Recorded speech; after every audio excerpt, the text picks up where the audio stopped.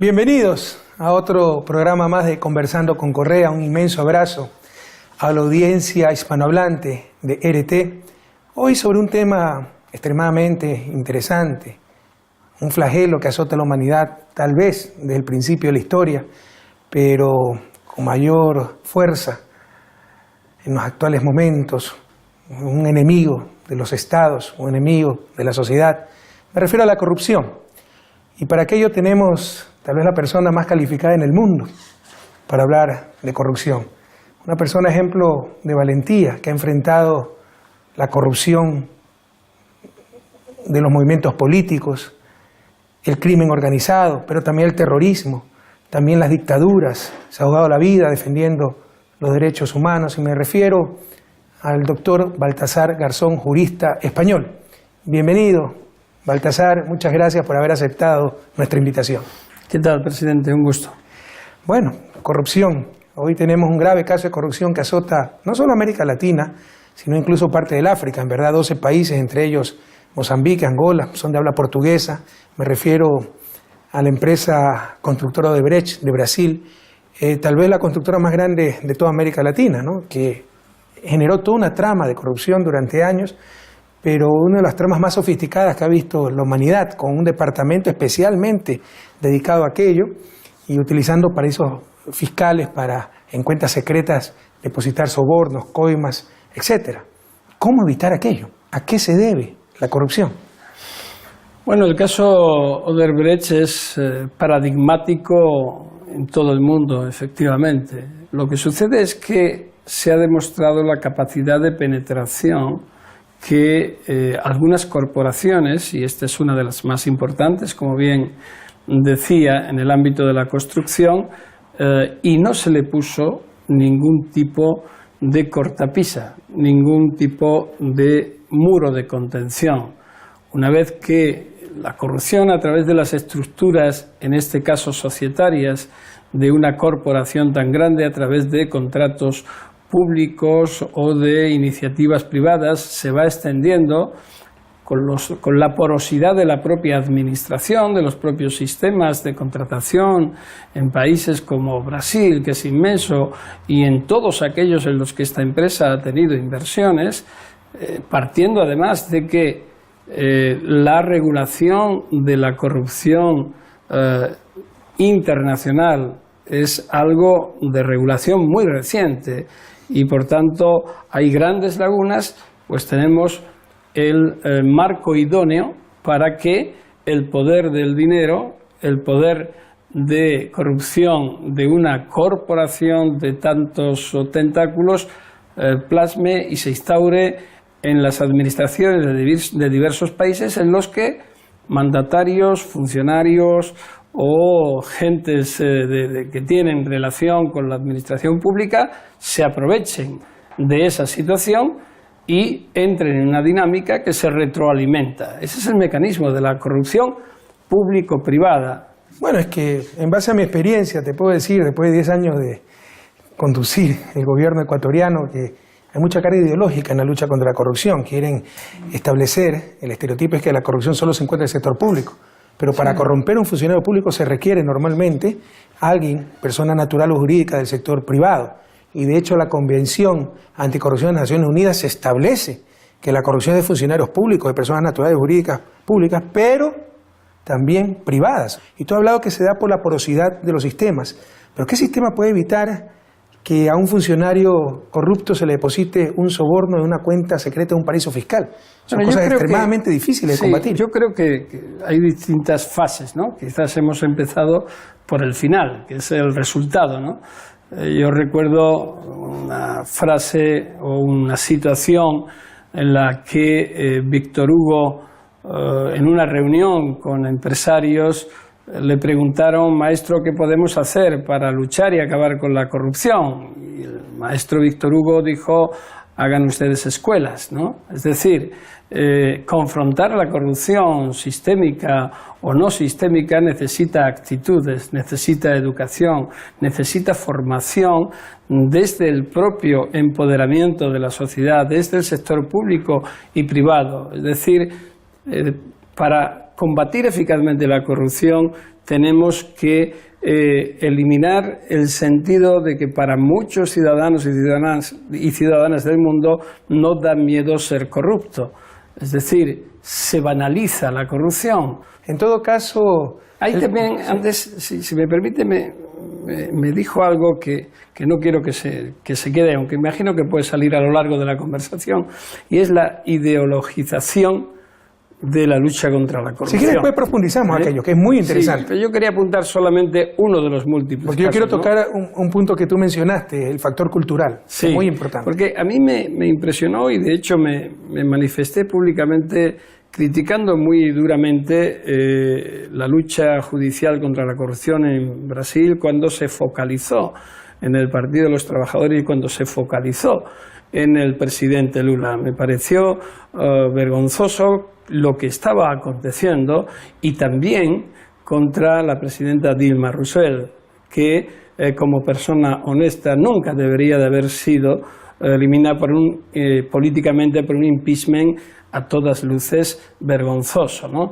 Y esa focalización hacia un sector concreto progresista que podía tener más o menos errores políticos, pero que se ha ido construyendo para acabar políticamente con una persona como Lula da Silva, es muy peligroso. Es hartamente peligroso porque, desde mi punto de vista, desnaturaliza lo que es la verdadera lucha contra la corrupción.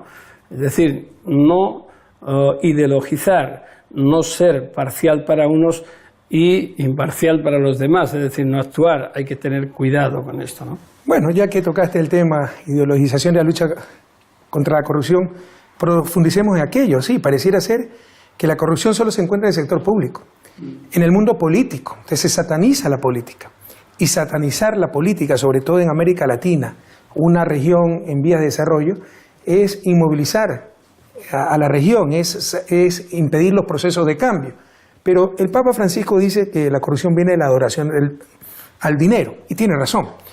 Pero la riqueza es difícil de ocultar muchas veces, entonces también existe tolerancia social frecuentemente, y ahí viene el factor cultural. Algunas veces ocurre lo que los psicólogos llaman disonancia cognitiva. Una cosa son los valores expresados y otra cosa son los valores practicados. Todo el mundo nos dice que está contra la corrupción, pero si mi vecino entra al sector público y en 3 meses tiene otra casa, 2 carros más, fiestas faraónicas, sabemos que está robando. Es que la lucha contra la corrupción algunas veces se cree que es del gobernante, del presidente. Es la lucha de todo un pueblo. Sí. E implica cambio cultural. Cero tolerancia a las cosas, no solo a la corrupción, en general, las cosas mal habidas, las cosas inmerecidas. Bueno, es una corresponsabilidad. Yo siempre he defendido que el combate a la corrupción no es solo un combate desde las instituciones, por supuesto que lo es. Es que está en la propia esencia de un sistema judicial luchar contra la corrupción. Si no fuera así, sería tremendo. En el sector público, del gobierno, del ejecutivo también, el legislativo, por supuesto que sí. Se ha abandonado durante mucho tiempo el ámbito privado, como bien decía. Y ahí ha habido una asimetría que es lo que ha propiciado nichos de corrupción que, por no haber sido abordados y descubiertos o consentidos, se han esparcido como una especie de cáncer, ¿no? Hasta el punto de que cuando se descubre a un corrupto, no parece mal el hecho de la corrupción, sino que haya sido lo suficientemente torpe para que le hayan sorprendido.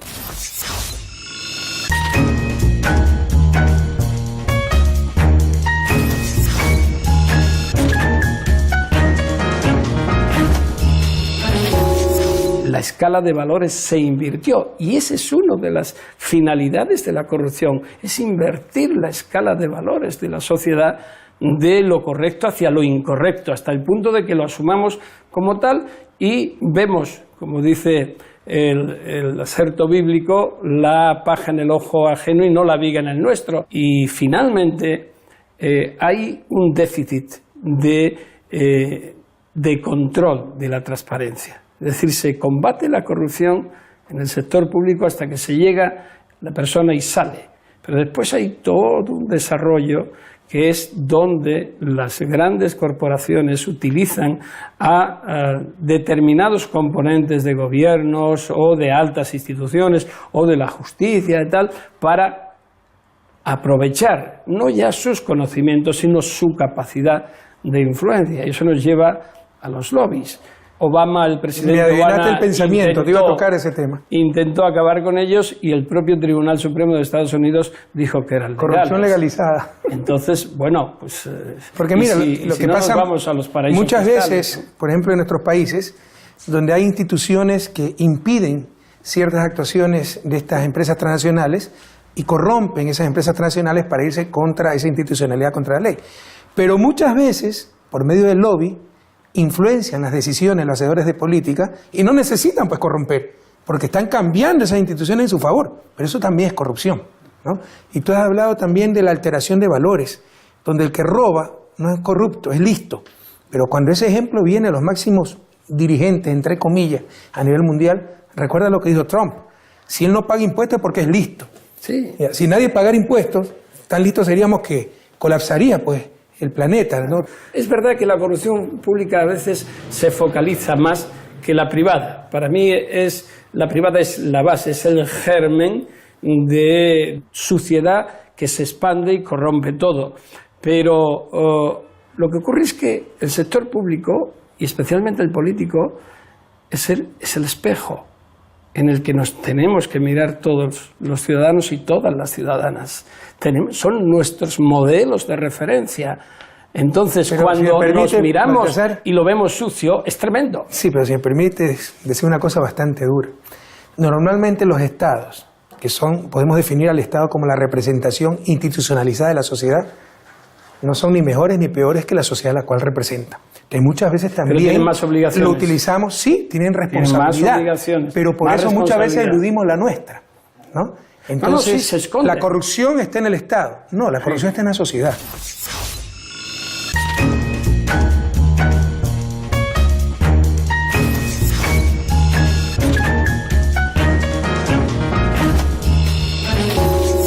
Y te insisto, para que haya corrupción en el Estado, normalmente va a haber corrupción en el sector privado. Pero con diferencia, presidente. Yo creo que sí. Hay muchas veces que la indiferencia, que para mí es el peor cáncer de la democracia y de cualquier sistema de derecho, hace que esas grandes masas sociales dejen de lado sus propias obligaciones y las reviertan, las ceden, las entregan a quienes teóricamente tienen que solucionarnos los problemas. Pero eso es un error.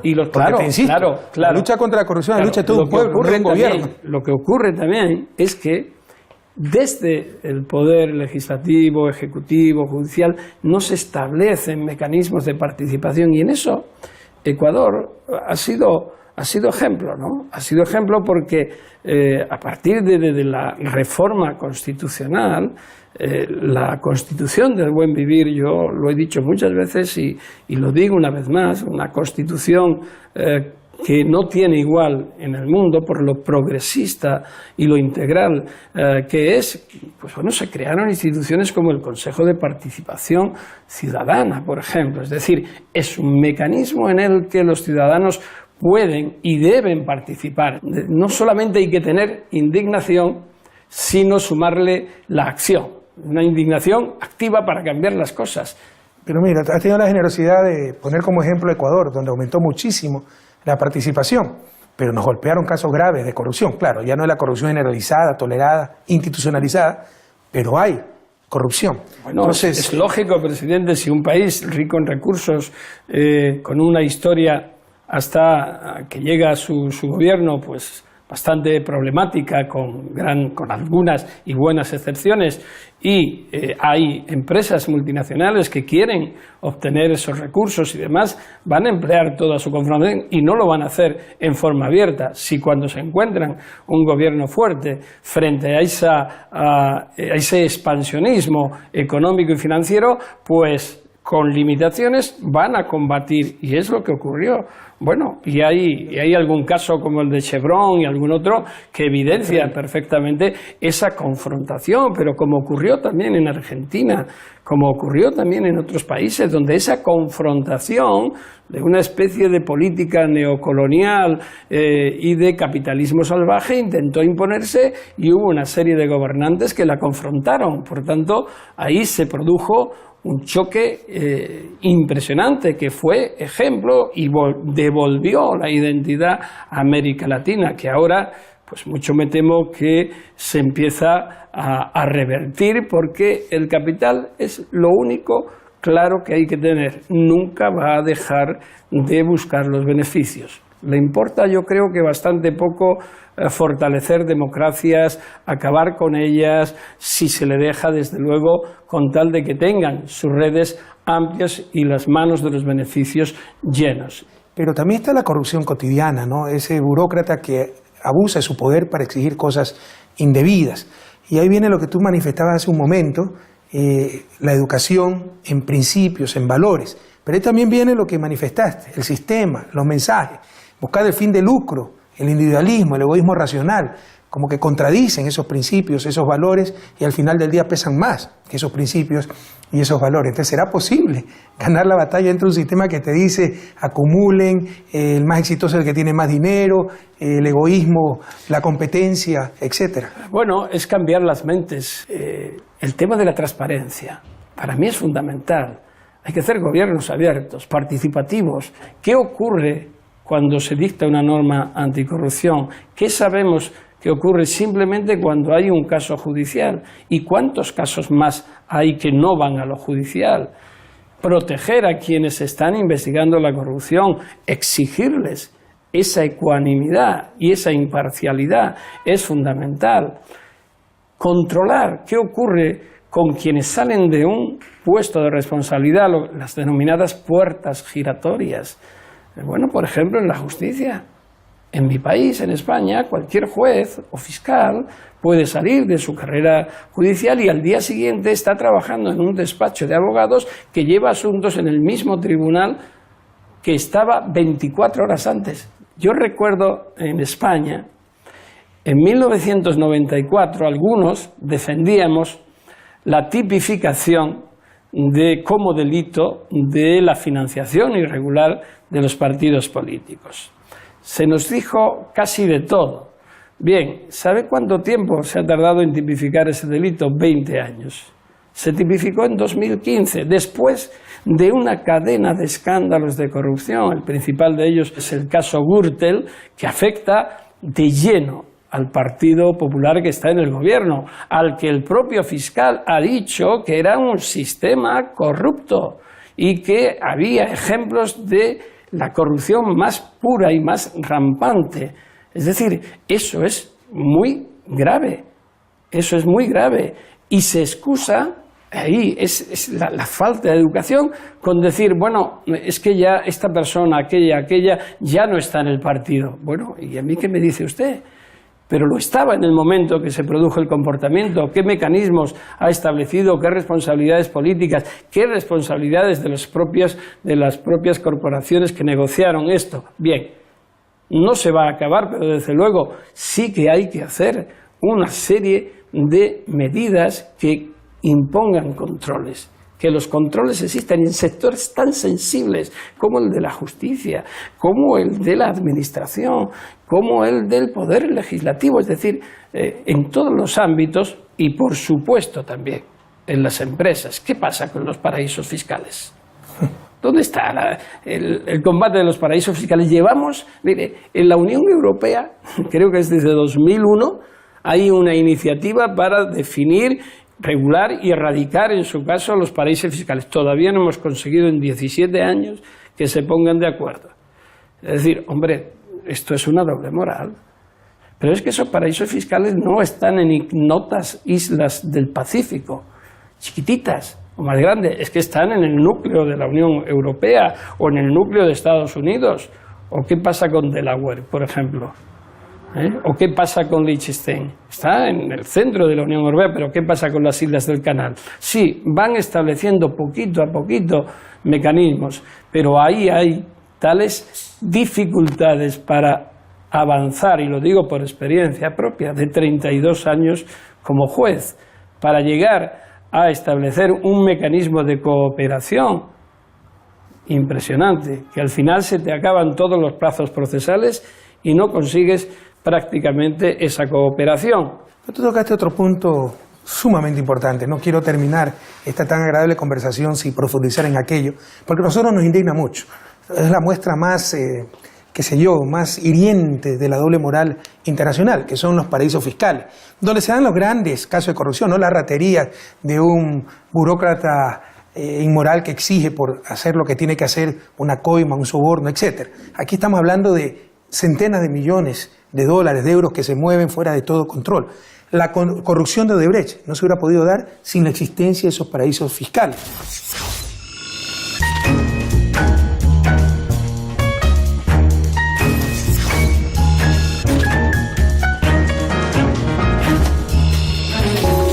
En Ecuador, si tú mueves $10.000, tienes que explicar con lujo de detalles de dónde los obtuviste, dónde van, etcétera, para evitar lavado de dinero, para evitar evasión de impuestos. Pero estos paraísos fiscales pueden mover miles de millones de dólares y ni siquiera saben quién lo está moviendo. Nadie va a los paraísos fiscales para transparentar las cosas. Se va para evadir impuestos, para ocultar ganancias ilícitas, incluso dinero que vienen del narcotráfico o para financiamiento del terrorismo, etcétera. Entonces, ¿cómo hiere? ¿Cómo indigna esa doble moral internacional? Porque acabando con los paraísos fiscales, tú sabes que hicimos una consulta popular en Ecuador que la ganamos ya al final de mi gobierno, para prohibir a los servidores públicos tener operaciones en paraísos fiscales, y es un paso. Pero lo mejor sería que no existieran los paraísos fiscales. Fíjese, yo puedo llegar hasta aceptar que por la evolución de los intereses económicos de las personas, de las empresas, puedan tener el dinero en determinadas zonas, pero tienen que declararlo.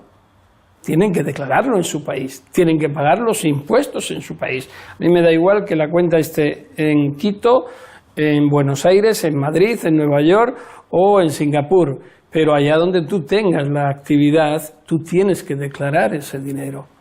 Que yo reconozco que yo he utilizado en muchas causas de terrorismo, de narcotráfico, de corrupción, personas que se arrepienten o que deciden colaborar con la justicia, pero reconozco asimismo que también hay que tener mucho cuidado con los daños que se pueden producir a las personas afectadas. Es decir, cortarle la cabeza a alguien porque se ha citado ante un tribunal a deponer, a testificar o a responder preguntas es inaceptable. Como tan inaceptable es que el individuo desaparezca, se evada y le protejan en lugares donde van para que no sea entregado y que responda de lo que debe, ¿no? Por tanto, claro que hay muchos ámbitos que cambiar todavía. La cooperación entre Estados, entre sistemas, tiene que funcionar. Hay que acabar con los muros, pero eso exige una confianza, una reciprocidad, una solidaridad que muchas veces, desgraciadamente, no hay, y no hace falta nada más que mirar un poco hacia el norte en Latinoamérica, ¿no? Y nos vamos a encontrar con ese proyecto de muro o con un presidente como Donald Trump, que yo públicamente y por escrito dije que lo que representaba era que había diseñado el manual perfecto para corromper la democracia, ¿no? Entonces, mira, lo que tú dices es muy oportuno, porque también cuando se hace show de la lucha anticorrupción es casi tan grave como la propia corrupción, y que se pierde la presunción de inocencia y cualquier corrupto dice cualquier cosa, la gente pierde del sistema, reputación, pierde vida, familia, etcétera. Es muy serio. Y permíteme finalizar esta tan interesante conversación por donde iniciamos, la ideologización de la lucha anticorrupción. Yo sí veo en América Latina que esto se está convirtiendo en instrumento para perseguir a gobiernos progresistas, así como fue en los 70 la lucha contra el comunismo. Y es al menos claro el desbalance que existe en el tratamiento de los casos de corrupción cuando afecta a un gobierno progresista que cuando afecta a un gobierno conservador. Entonces, también hay que tener mucho cuidado. Todos estamos con la lucha anticorrupción, pero también debemos rechazar la utilización de la lucha anticorrupción como instrumento de politiquería y la pérdida de la presunción de inocencia. No, de acuerdo, eso predica y es válido para Latinoamérica y para cualquier otro país del mundo. Pero yo voy a poner el ejemplo de Argentina. Argentina, después de que Cristina Fernández de Kirchner cesó en su presidencia y entró el presidente Macri, en ese tiempo ha habido cosas muy perniciosas que afectan no solo al ámbito del poder ejecutivo, sino al judicial. Ha habido una sectorialización y una parcialización de la justicia tremenda. A todos aquellos que de una u otra forma estaban en el partidarios del gobierno anterior están siendo objeto de investigación de una forma brutal, con detenciones como por ejemplo las del vicepresidente Boudou, que lo detienen descalzo en pijama cuando había ofertado comparecer ante la justicia. Es decir, ese exceso de escenificación, ¿a qué viene? Si un juez está investigando y se reconoció porque avanzaba críticamente frente a los que están ahora en el poder, se le separa del cargo. A quien desde los medios de comunicación hizo lo propio, ahora se le elimina. Y corporaciones con tanto poder como la de Clarín y demás, ahora se empodera y va contra y potencia acciones contra quienes en un momento anterior defendían derechos humanos. En fin, yo aplicando la presunción de inocencia a todos ellos, porque no sería correcto conmigo mismo si no lo hiciera, me preocupa sobremanera esa parcialización de las instituciones y esa ideologización de las instituciones, porque estamos hablando de incidencia directa no solo sobre vida, futuro, libertad y consistencia democrática, sino contra la propia credibilidad del sistema, que puede quebrar. Y mientras la brecha entre los que menos tienen y los que más disponen se va agrandando.